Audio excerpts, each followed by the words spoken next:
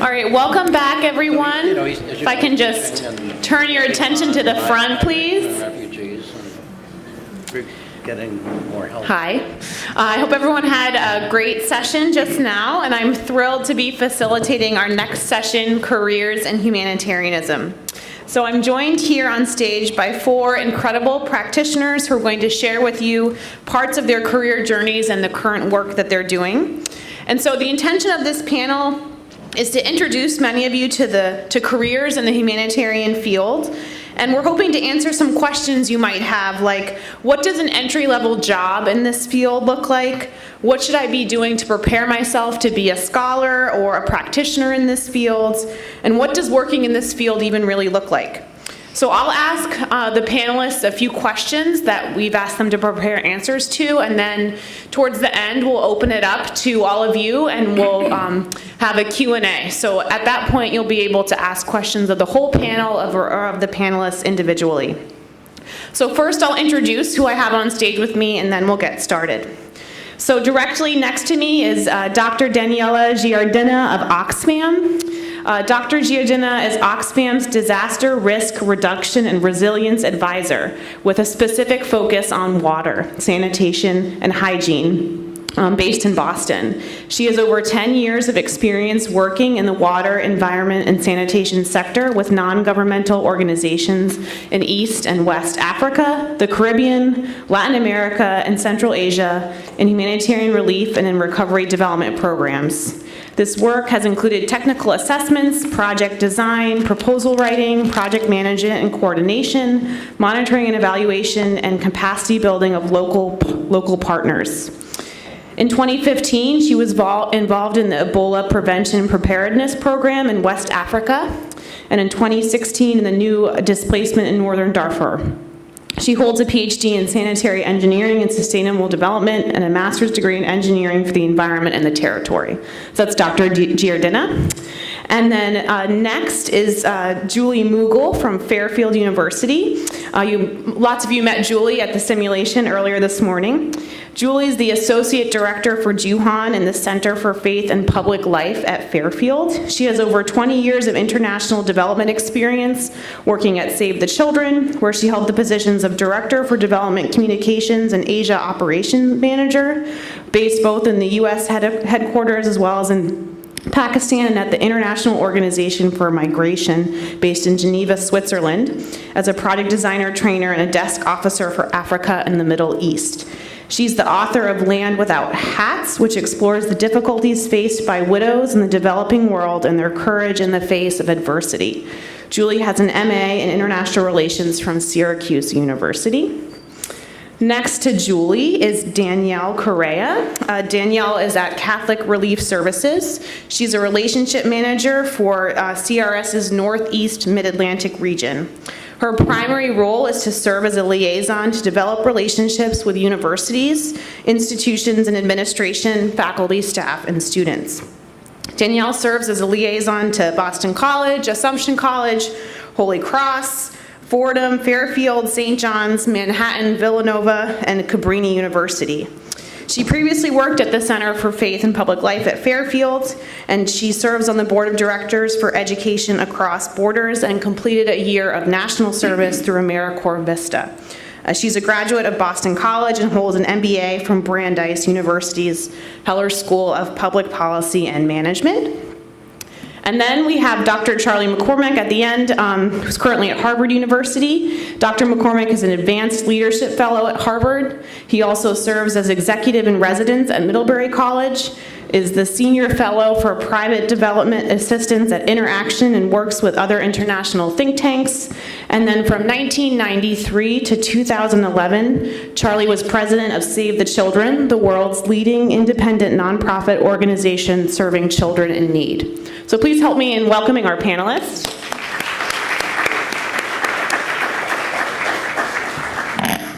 So to get to know the panelists a little bit better, my first question is in regards to their career story. So how did you get to the position you're in today? When did you first start to learn of the humanitarian field, and how have you progressed? So let's start with Daniela, and then we'll just go down the line. Okay. Hi, everyone. First of all, can you hear me? Yeah. First of all, I would like to thank Isabel Jenkins for inviting me and all the organizers of the conference. I'm very honored to share the table with such wise practitioners that have been working for such a long time in this field. So I am Italian, and as Isabel said, I'm an environmental engineer. And as I was studying, I was exposed to the work of Engineers Without Borders in the university in Italy, Milan. And so I participated to some of the conferences that they were holding, and they were talking about global issues. And so I started thinking how I could use my degree and the things that I was learning at university for something a little bit different than the usual consultancy bureau, the private sector, the corporate field. So when I finished university, as I was looking for an internship, I said to myself, I give myself 2 months. If I cannot find anything in the humanitarian or development world, I will give up and go for a corporate job. So then eventually I was very motivated, and eventually I found something through a research center in a city nearby. They were having different programs in different places. So I found something, and I called my father and I said, Dad, I finally found an internship. And then he said, oh, where is it, in Milan? I said, no, it's in Somalia. so silence for a moment. And then I end up staying there for 2 years. And that was one of the unbelievable experience that I had. I was like a sponge. I was learning a lot, and it was an unbelievable ground to really understand how things work, understand different cultures, and see also if that work was good, that would fit me. So was there that I was first exposed to the work of Oxfam, even if I was working with another organization. And I've seen the good work that they were doing with the water supply and sanitation, and I was really inspired by that. And that, since then, was my dream to join such an organization. But it took me several years to finally, of different countries. I worked in Sudan, in Haiti after the earthquake. I learned another language to finally be able to join Oxfam. And so I joined a couple of years ago. At the beginning, my role was dealing mostly with giving technical support to different emergencies. So I was based in Boston, but I was flying around, depending on the different emergencies where I was needed. And then last year, I started working more on more longer-term disaster risk reduction, which means trying to keep communities in being more resilient to recurrent disasters such as floods or droughts or the effect in general of climate change. So looking more at the links between humanitarian action and the development. And then we'll see what the future beholds. Thanks. Julie? Mm-hmm. Yep, I guess like Daniela, my journey began also as an intern, right? And I can't stress enough how important internships are. So I started as an undergrad interning, and eventually when I did a study abroad in London, I was able to intern with the UN office in London, which was this tiny little office, maybe 2-3 people there. And I was doing some research on East Timor at the time.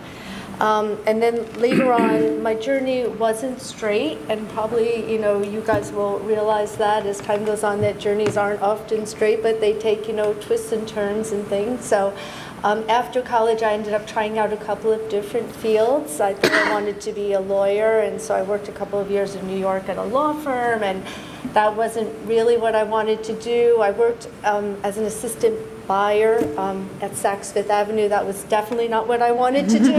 That was not where my heart was. And so eventually I went back to grad school at Syracuse. And I ended up in the summer of my first year of graduate school in international relations. They had a 6-week program in Geneva as an intern.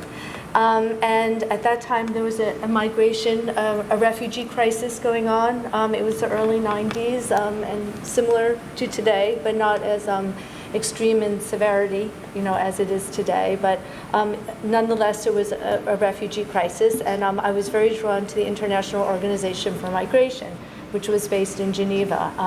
And at that time, it was an intergovernmental organization. Today, it has just gained its membership in the United Nations as an agency. So now IOM is part of the UN, officially part of the UN family. So I went for 6 weeks, and they saw that I had worked at the UN in London, and that was really my entree. They're like, oh, we saw that on your resume, and that's why we wanted to take you in IOM. And it was really a dream internship that I landed in Geneva. And then at the end of 6 weeks, I decided I didn't want to go back to Syracuse. I wanted to stay in Geneva. And so IOM kept me on, and eventually I spent 10 years in Geneva. But it was kind of a leap of faith. In the beginning, I stayed on for a couple of years as an intern, and often there were weeks when I had 5 francs left in my pocket, and I'm living kind of from hand to mouth for a while. And then I eventually, landed a full-time job at IOM. And my first job there was, I was the desk officer for Africa and the Middle East. So I worked on, I think up until this day, it was one of the most amazing programs I've ever worked on. It was the return of qualified African nationals. So it was sponsored by the European Union, and we helped to return African nationals who had gone abroad and had become part of the brain drain, what we called the brain drain. And so they'd gone to the United States, they'd gone to England, and they'd never gone back to their home countries, and yet they were trained as engineers, they were trained as lawyers, they could go back to really priority sectors in their home country. So we worked on that for many years with about 11 countries in Africa, and with countries in, in the United States, different countries where where qualified African nationals had gone. And then after apartheid ended, we developed a similar program in South Africa, which was, an amazing experience. And then later on, I became a project designer at IOM, which was very interesting because I worked with the EU, so I kind of had that experience of working with a funder. And so I was able to develop workshops around the world with different colleagues at IOM. And then eventually I moved back to the United States, and I joined Save the Children, where Charlie was president at the time. And so I worked in the Asia Operations Bureau, and during that time, I guess one of the most amazing experiences was I was sent to Pakistan after 9/11. And I guess similar to Daniela too, at that time, my family wasn't that thrilled that I was going off to Afghanistan and Pakistan. So I kind of had this pact with my family that we would tell my mom I was going to Bangkok, and of course she found out where I really was, and and was not that thrilled. But so I stayed at Save the Children for about 10 years, and then later on moved to Fairfield University, where I've helped with colleagues to develop the Humanitarian Action minor and to help to run the JUHAN program there. So that's kind of my journey. Great, thanks, Julie. Danielle? Thank you so much. I'm really pleased to be here today and to be among so many people that I've had a pleasure with working with in the past. I really feel so honored and privileged to be here. So to start out on a little bit sharing of my journey, I think I would be remiss at this Jesuit institution to say that really the journey started in discernment. I was a student undergraduate at Boston College, and I had experienced a lot of service immersion in the past, but I'd never been outside of the country. I certainly had not been to a developing country. And, I think I was listening and open, and just really, probably my journey was very similar to many of yours in the room. I just saw some opportunities and got really excited about it, and I jumped in, and I applied for this trip to Uganda, and I was accepted as a sophomore, and it completely transformed my understanding of what I thought my path might be, or what my future might hold. I wanted to be a teacher, and I was studying education. And not that wasn't something that I still felt really passionate about, but I really felt that all of these different touch points along the pathway, especially in undergraduate, not just the trip to Uganda, but also my study abroad experience in Spain, my very really trying to immerse myself in the service activities in Boston that were open to me through the Pulse program. These experiences touched my heart in a way that I don't think I could really articulate at the time, but it just left me with this sense, this overall feeling that I wanted to be involved still in education, but somehow in social justice education. So knowing that I didn't want to be going, necessarily teaching in the classroom, I still saw my role as an educator. So I am not involved in as much direct service, and so I didn't do emergency relief or anything in the field like that. But I was seeking for indirect service opportunities or groups that would leverage kind of structures and looking at connecting institutions and people. So I found really that a group that worked for me in AmeriCorps Vista, and went into AmeriCorps and was so privileged to be working at Fairfield University in the Center for Faith and Public Life and the Office of Service Learning. And so really, like you'll see, your pathway one thing will lead to another, and things build and build. And I had an immense experience working there, under really structuring service learning opportunities, and then of course being involved in the JUHAN network. That was my first exposure to a network of a humanitarian organization, universities coming together, focused around these issues. And I think it was very formative for me. So I knew that I was at a juncture. I needed to go back to graduate school, complete my studies. And I was kind of at an impasse, and I was thinking like, what's next? I have this degree in English and human development, and I felt that I'd really honed my kind of soft skills, my speaking skills, my writing, but I wanted to have a little bit more of it, like some analytical tools to draw from, maybe a little looking at some quantitative methods. And so I applied to 3 different programs. I knew I still wanted to be generalist or broad. I looked at the Masters of Public Administration, Masters of Public Policy, and one random MBA. I just threw it in there. Really. And then once I got my acceptances, I talked to my mentors, many of whom are in this room, and I said, I want to be in a humanitarian field. What does the field need today? Where are we going? And I kept getting the same answer, which is, all of these skills are really important, but I kind of gauged that there was a bit of a gap and that there might be a good entry point for me in the business to try to enter the business side. So I went for the MBA, and I was really pleased, enjoyed that a lot, and then went through another stage of kind of discernment at the end of my program. And it's funny, again, I think this is, again, discernment acting in my life. I really took the time to listen and to think about which different experiences were so impactful for me and then why. And then I tried to put them together into categories and say, well, which organization answers all of these different interests of mine? And it was Catholic institutions, universities, international humanitarian action. And I was like, wow, that's all CRS. That's what CRS does. We do advocacy, education, social justice education. So this is something I know we'll be talking more about this as we go on, but I think that the role of talking to people and really making use of that kind of social capital and social interactions, like at conferences like these.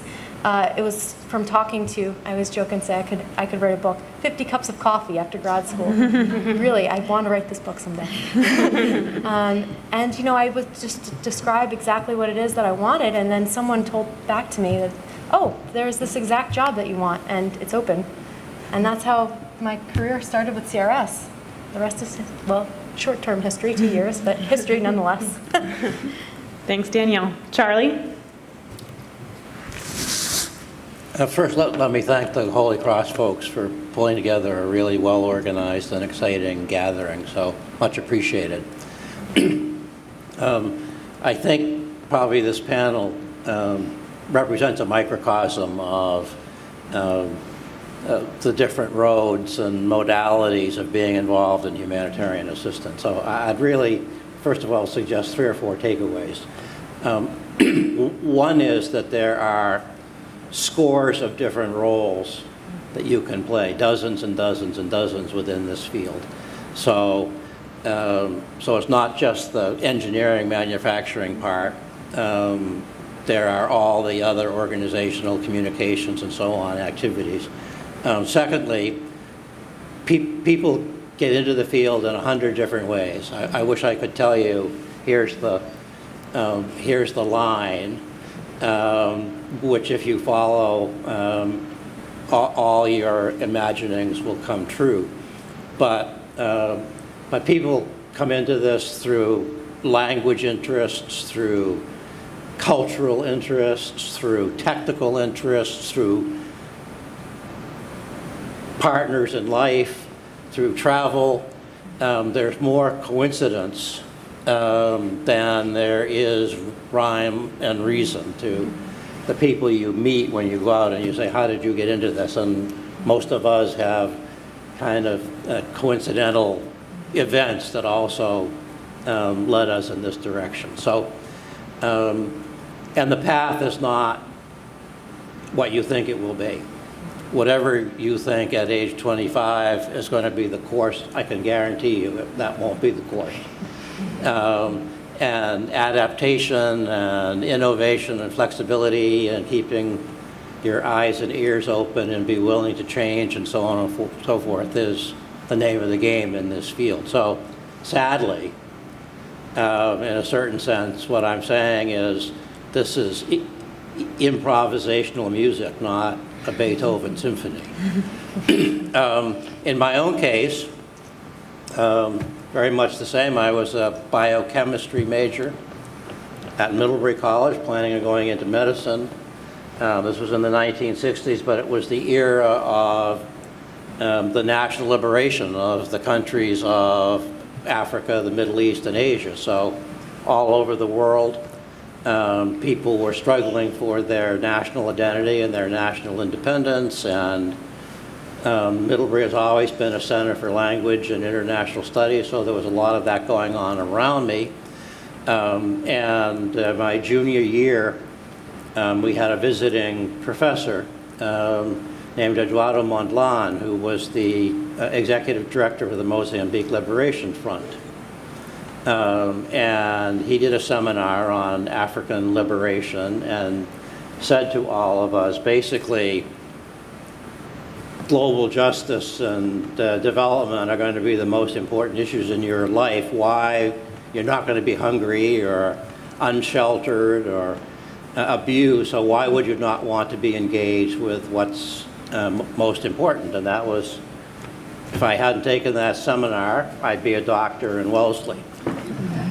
So that was kind of one of the coincidental things that happens to almost everybody in this field. I thought about what was needed and in Latin America, Africa, the Middle East, and so on and so forth, and decided the single most highly leveraged need at the end of the day was going to be more educated people, because the colonial powers were definitely not interested in the education of nationals. So there simply weren't teachers and pharmacists and engineers and physicians and nurses and so on, empty. And to this day, with all the clashing philosophies of development and so on and so forth, in my opinion, if you don't have the rubber on the road at the community level, the people that can provide health service and education and infrastructure and water and so on and so forth, doesn't matter what political philosophy you have.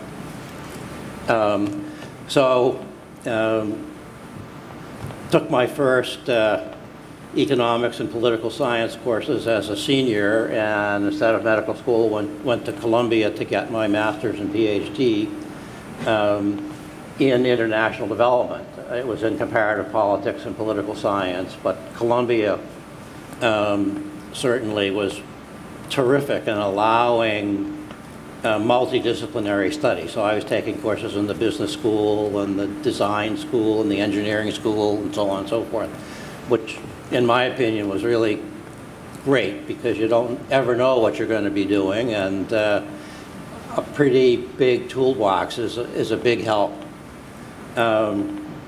But I did go and spend a year teaching as a Fulbright professor at the National University of Venezuela, and another year teaching at the Autonomous National University of Mexico as a National Science Foundation fellow. And then got invited to come back to the U.S. to found the School for International Training in Vermont, which was to give master's degrees in international development and international public administration and so on and so forth, about which I knew nothing. But there's nothing like needing to teach something to bright graduate students to concentrate the mind wonderfully. So, so I learned a lot about managing change and public administration and so on and so forth very quickly, and often very late at night. I could go on and on, I won't, just to make a long story short. Through that, I, again, rightly decided it was really improper to be teaching development management without ever having managed any development myself. By this time, a lot of my students were out in CARE and Save the Children and Oxfam and Red Cross and so on and so forth. So one of them essentially looped me in to be the vice president for programs at Save the Children, and that became my track into international humanitarian response and international development. But again, had it not been for those connections, I might still be a professor rather than having done what I did. So this idea of staying open to new ways of looking at things and doing new things is very key in this field, because things change all the time. I'll wrap up simply by saying I think the field is, the field is really different today than it was when I came in. Things were quite general. People just got thrown into whatever breach happened to be open at the time. These organizations are much more structured now. They're much more specialized. People are communication specialists or fundraising specialists or social media specialists. 90% plus of the people in the field are nationals of these countries. So there are fewer and fewer international players in what's called the field. And that's only going to continue as more and more talented young Chadians and Bhutanese and so on and so forth run their entire organizations, just as you don't find many U.S. organizations being run by Nigerians or Chadians either. But the fundraising roles, the communications roles, the technology roles, the social media roles, the networking roles, the monitoring and evaluation roles, those are still international skill sets. And I'll also just wrap this up by saying, for most of you starting out, although you can end up being a frontline health worker or educator or whatever, you're much more likely to be in one of these other areas of organizational development.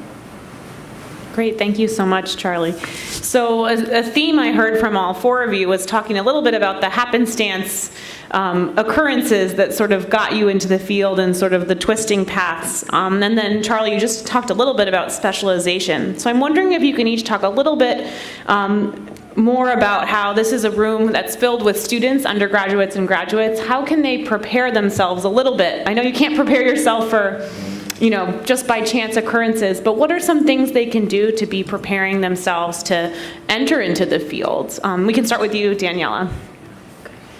Yeah,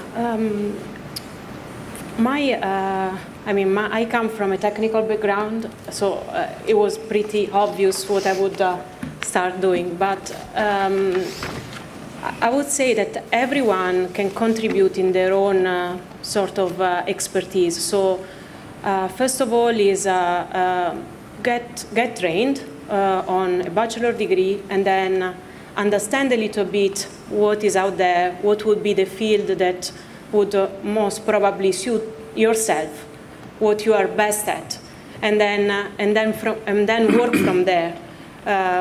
as Charlie was saying, not everyone can and want to work in the field in a very difficult condition in remote areas. For every person that is working in the field, there are maybe the double people that are working in other offices, trying to raise money, writing proposal, and doing other things that are integrated part of what we are doing, and that can also support to save lives and change the course of some of the emergencies. So language skills as well. So if you learn another language, not forcefully, I don't know, Spanish, French, but even Urdu or Arabic or other languages that forcefully might not be in your mind now, but those can also help a lot in your career. And then communication skills, writing skills, data analysis, as Danielle was saying. Most organizations now, they want to come out with a report that have data analysis, that report statistics. You have seen, if you did the walk on my shoes before, the refugee thing, you have seen that there were so many pies and charts talking about how many refugees, how many are staying in some places, how many are moving in other camps. So making sense on how to analyze quantitative and qualitative data is a skill that is certainly important in this field. And for example, Oxfam in Washington, D.C., we have a pool of researchers that are working on advocacy and coming up with reports that are based on our programs, trying to build evidence, not only, but factual evidence on the work that we are doing. So these are some of the, I think, of the skills, how to better prepare. Then, of course, the motivation has to be strong, and being persistent on what you want to achieve is also part of the path. Great, thank you. Julie? Yep. I'm going to stress again the internships. I think it's such a great way to kind of test out what you might be interested in a certain field. So internships, I can't tell you the importance of that. You might go and work at a Save the Children in a sponsorship department and decide that's not what you really want, but you do like writing, and so you might, try to find an internship in development communications, for example. And so I think it's really important, the internships, and also it really struck me a couple of years ago. I led a student group, a service learning trip to India, and there was a student who really wanted to go on the trip, and she thought that she wanted to work in the field, on the ground, in a development situation. And about halfway into the trip, she said, I just want to be a policy wonk in DC. This is not for me, And so I think you really need to test out and see, what you might be interested in. I think that's really a great way to prepare yourself, is to test out different possibilities. Also, the languages, it's really important. Having, ended up in Geneva, where everyone speaks at least 3-4 languages, it's really important, to know and to be fluent in at least two languages, as you move along in your career.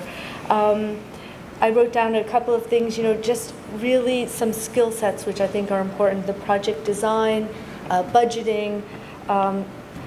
I always found that being a good writer and being able to write communication, to be able to do like what am I trying to say, emails, and not just emails, but we used to do like blasts, emergency e-blasts, and that sort of thing. Just being able to write and tell people stories, I think, is also a really good skill to have.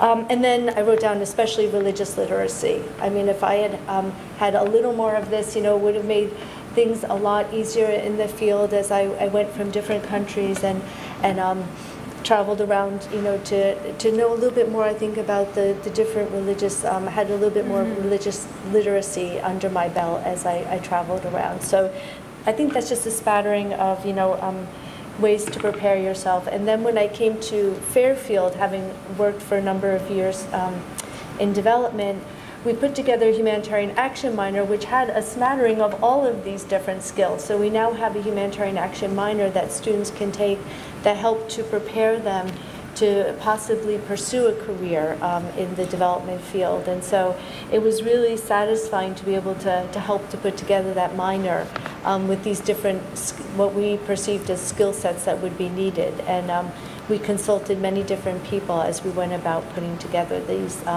18 important credits for this minor. So I think that would be what I would tell people to prepare for. Thanks, Julie. Danielle? I think a lot of my perspective was similar to the others. One thing I would add, I found, again, going back to when I was at that kind of juncture, a lot of times you need a master's degree to enter this field. So I think if you can, as much as possible, make a decision, if you can, ahead of time, whether or not you really want to be going more of that general management path, or if you want to be going into the technical expertise, in which case that really will require a very set, structured pathway. But I think, again, the languages, that's something that I've heard again and again. If you can, college is a great time to do that, to study Arabic, to study French, to study Spanish. I mean, if you want to work in, French speakers, we sometimes can't even find enough. That'll give you that's really a strong skill to have if you want to go into international work. Second, as much as you can, get abroad, go overseas, and spend a substantial amount of time there. My pathway was to go on an immersion trip, which was really helpful, really good experience, but I think it really is a feather in the cap when you see someone's resume that they've already lived in a developing country. When we're considering people for positions at CRS, that's taken very highly. So I'm sure many of you have already been exposed to many of these programs, but I can't tell you how many of my colleagues have been returned Peace Corps volunteers. Jesuit JVI is a really great program. Rostro de Cristo are a couple, just to name a few. Mercy Corps. But also, when you're going into these experiences, think about if you want to be like a field staff and like a direct responder, or if you want to be doing something more that's a little more behind the scenes, a little more management, working, on kind of leveraging the skills and managing others, or, if you want to be doing the direct action, because I think that's also, again, kind of an important juncture for you. So one other program I'd like to just mention, because it's one that's run through Catholic Relief Services, is the International Development Fellowship. And you do have to have already a master's degree, and a good one to have is Sustainable International Development these days. I know a lot of people are studying that, or good governance, peace building. And so once you've had some type of international both experience in the field and have a master's degree, then you can go into this training program with CRS. Obviously, it's an application program, but they put you in the field in a CRS office, and it's a year-long, basically develop like a training, as well as you make a salary, and it's a really great way for us to help funnel some talented people into the international posts. Great, thanks, Danielle. Do you want to add anything, Charlie? A couple of things. One, to summarize, there is the right resume. You've got your undergraduate degree, you've got a language or two, you studied abroad in the developing world, you did something for a couple of years like Peace Corps, where you immersed yourself in another developing culture and language, and then you've gone and got a master's degree either in a technical area like public health or in public administration or business administration. So that's kind of the CV that moves along. Having said that, nobody has ever hired a CV, and 4 out of 5 appointments are made when the people know each other, or at least know somebody really well who knows the person. So, and that's because the risk of hiring the wrong person is so painful to everybody that you want to have as much assurance that it's going to be the right match organizationally and geographically and so on as you can possibly make it. You want that person to be happy, you want your organization to be happy. And that's more chemistry than resume. So it's really key, sooner rather than later, to network. Write your papers on the organizations that you're interested in, on CRS or Oxfam or whomever it is. Get in the door, start meeting people. The internships have been mentioned. From that, break down the doors to get in an internship program. Go to conferences, and I saw somebody from Fordham who had already collected 3 business cards at this meeting. So, right on. Go to the professional conferences and see who's talking about the kinds of things that you're interested in. Go up to them, talk to them, get their business card, follow up. And if you finish your education with 4 or 5 of those kinds of inside connections and you've done a good job, you'll be employed. If you don't, then it's tough to just send in the CV and get picked. Great, thanks so much, Charlie. So one last question I have for you all is, clearly just from your career stories, you've talked a lot about just how much work these jobs are. Daniela, you mentioned persistence and motivation, lots of traveling, lots of studying, and then you're also often in the face of uncertainty. You never know what sort of crisis will happen. How do you sustain yourself in that sort of working environment or prevent burnout when there's so much that could happen each and every day, and the things that you're looking at, sometimes it's really hard to see that every single day? Yeah, I think I have been thinking a lot about this question actually, because it's not really a straight answer, and certainly some moments are better than others.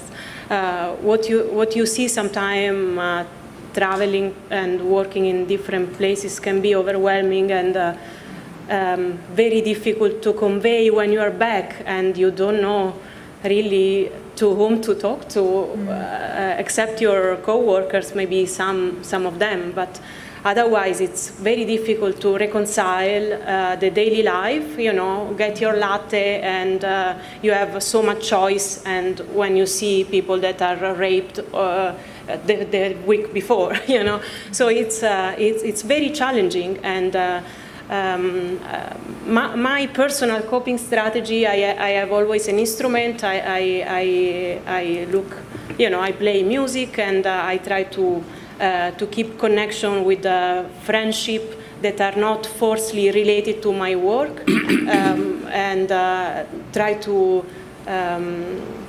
and also try to continue to have a purpose, so then that when you look back, even if things might at that moment might not go well, you might not get that new proposal, well, the previous one went well, you reached something, you helped people, and so having something that you can look back at as a reference to continue going forward. So, and also understand your limits and the personal limits and the personal awareness on what you can do and what you cannot do. And sometime when you are working in the field, you work 24 hours and you are not able to see that you are overstressing yourself, overstretching. So having understanding that there is a moment to say, hey, I should stop and drink some water, it's also very important. Thanks. Yeah, the mission, save the children, it's encapsulated in the title. That was the mission, to save the children, But it was also a catch-22, because saving the children is 24/7, because you see children suffering, and if you have children of your own, you know how important it is. And it was just 24/7, because there was always a disaster somewhere, or an emergency somewhere. And they didn't take vacations. The tsunami was, December 26th or 7th, the Indian Ocean tsunami. So, it was hard to carve out time, when like you were saying, where, you know, you said, okay, this is my limit and I can't anymore. And I think the burnout for me was, you know, after I had 3 children, I realized that I couldn't keep up on the treadmill of traveling and proposal writing and going out to the field and coming back. And, you know, so I needed to find a happy medium somewhere. And that's when I kind of spoke with my boss for a little bit. I said, I have to really limit the travel. You know, I can only do 2 trips a year, you know, a week at a time. And that eventually led to changing departments. And I think one of the good things about maybe working in a headquarters, a big headquarters, is that there's so many opportunities. So, you know, I was able to switch departments to a writing department where I didn't need to travel or didn't need to travel as much. And that kind of gave me that balance that I needed, you know, to help to try to stem the burnout that I could feel was happening. You know, you have to really know yourself and listen to your internal signals. But when I was traveling a lot and in the field, my outlet wasn't music, but it was writing. So, you know, I ended up really taking down stories of women in the developing world who had been widowed and who had found themselves alone with children in the field, in their homelands, and really taking down their stories and, you know, trying to relay those to, you know, people that I knew here in the form of a book. So that was kind of my stress reliever, to do that, and a way of trying to hope that I was also helping those women, you know, to give them a voice to their stories. Yeah, so burnout is a big problem, and you really do have to, you know, really listen to that little voice inside you, and it tells you when you need to slow down, and, you know, you do have to listen to it. So being that I haven't been like in the field, I haven't really experienced that kind of burnout that maybe some others have lived through, like the emotional burnout, I would say. And I do think, speaking from colleagues, that is, you know, a high priority. You have to know yourself and know what your limits are and know if you can deal with that. And in fact, they have behavioral questions and interviews in humanitarian fields to try to make sure that you're the kind of person that can actually withstand something like that, because it's very challenging. But in my own experience, I'm one of 5 staff that covers a very vast region, where the entire Northeast and Mid-Atlantic.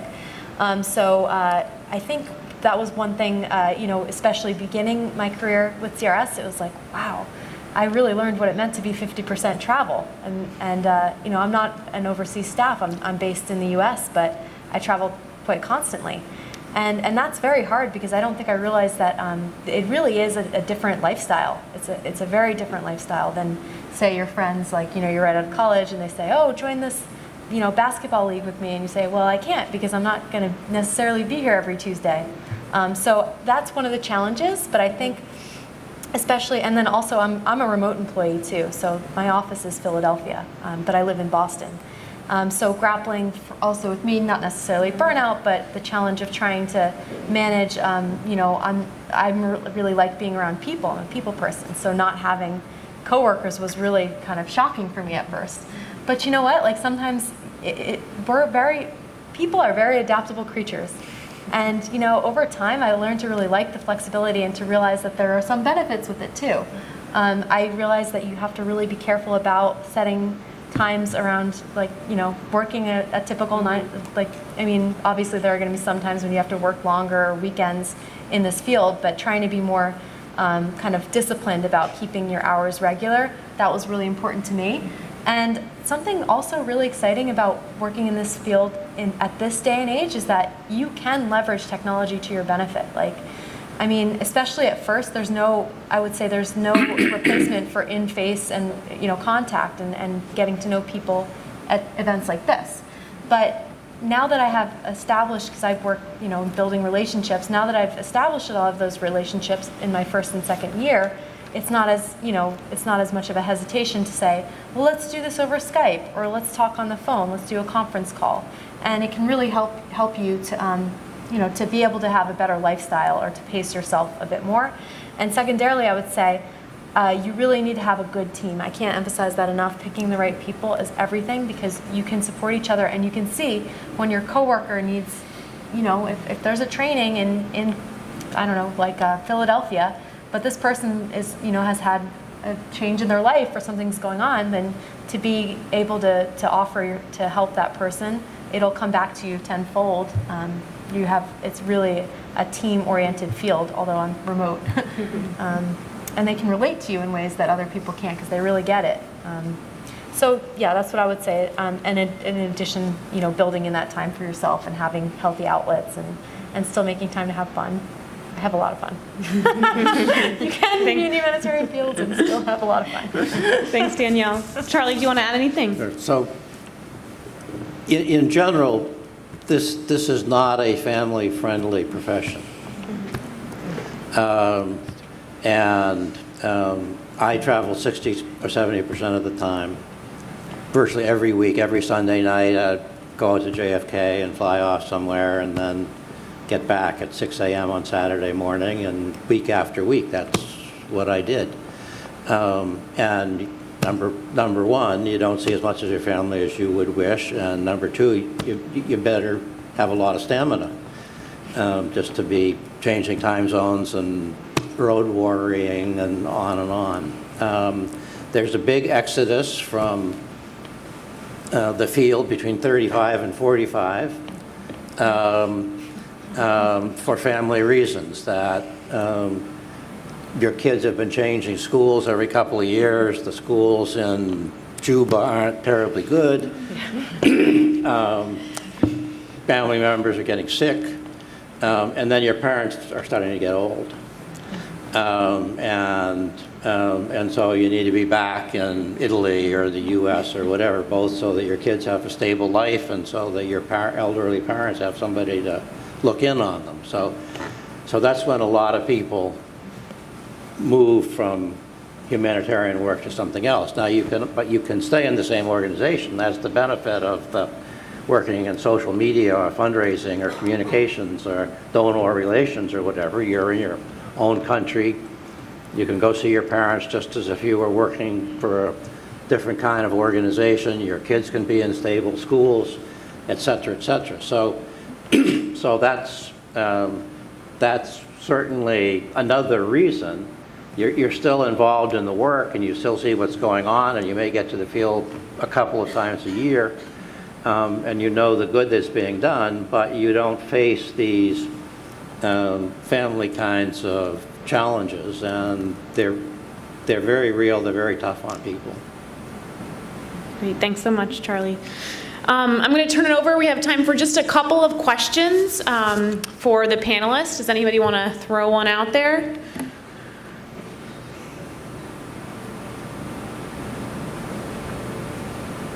Yeah?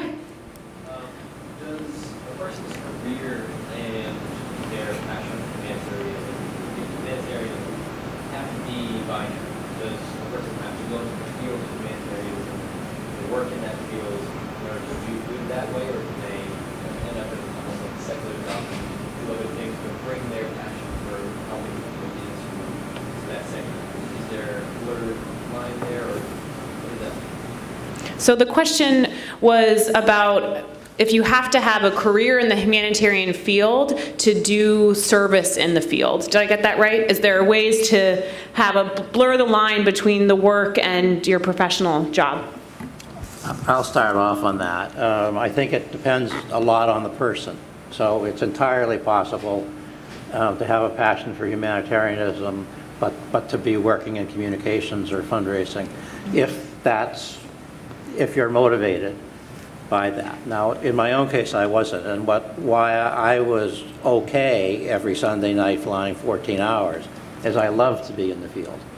And if I had really had my choice, that's what I would have done as a career, because the level of intensity at which people are living in these circumstances and the seriousness with which they're taking life is really rewarding.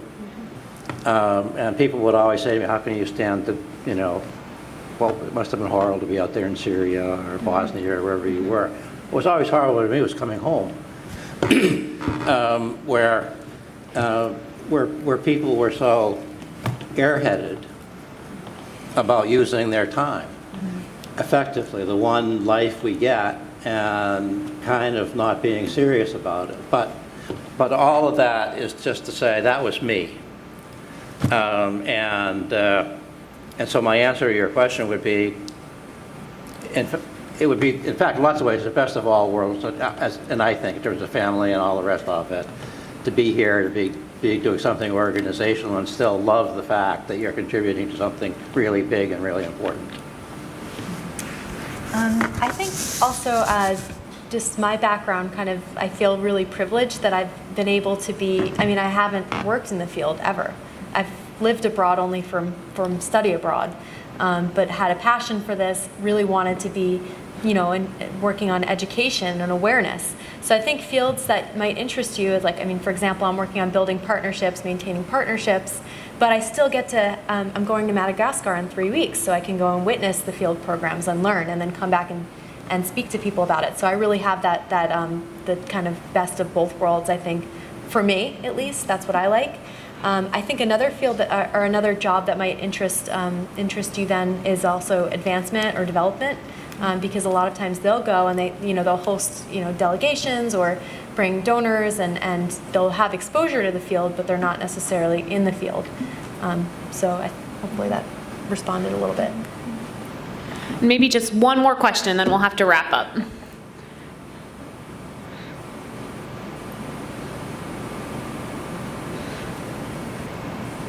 Any final questions? Going once? Yes. Papers.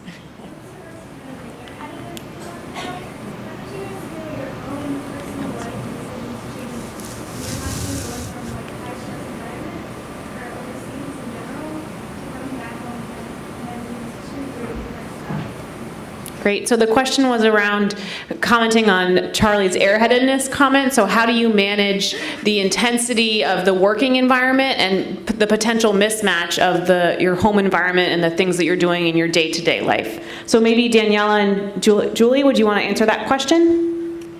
Yeah, I think that I always turned to writing. That was kind of my outlet for that, because it was hard for people back home, when I came back home, to relate to what I had experienced or what I had done when I was out, say, for example, in Nepal or Afghanistan. So I found that the best way for me was to write about it. And so that was really my way of kind of connecting the two of those. And then luckily, I ended up in the communications department at Save the Children, so I was able to kind of communicate that feeling of being in the field to others, to take those life stories that I'd heard in the field and be able to craft them in a way that, hopefully people would feel empathy with the people that I had met in the field, and, were able to kind of understand their hardships. And, eventually, also it was part of a fundraising for SAVE as well. So, to be able to kind of communicate that feeling of, what it was like to be in the field and to meet these most amazing people, and to be able to translate that into a way that people who hadn't necessarily been in the field were able to understand. I'll tell you over a drink later. No, well, I mean, it's. I think I have already said what I thought about it, but it's very difficult. It's very difficult, and sometimes, for example, at Oxfam, and also other organizations, they have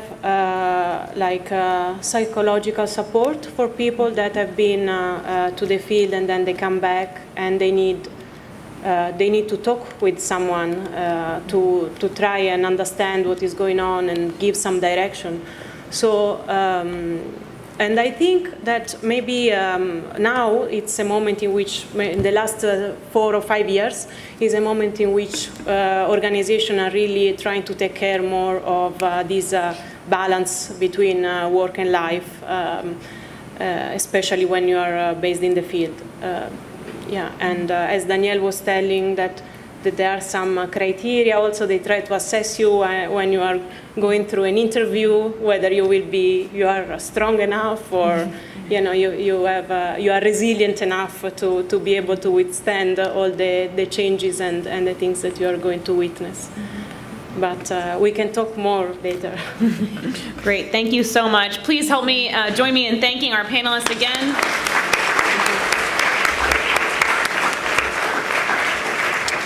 I know we could do this for hours, but thank you so much. So right now there's a coffee break that's been set up, so please grab some coffee or tea and some treats. The breakout sessions are at 4 o'clock. So in your conference program, there's descriptions of each session and the location. So we ask that you choose one, and they'll run till 5:30, and then after that, you can head straight to dinner, which is in the Kimball Dining Hall, which is basically down. So just go down and you'll get there. And all you have to do is show your JUHAN name badge at the door, and you can go from there. So thank you so much. Enjoy the break and enjoy the breakout sessions.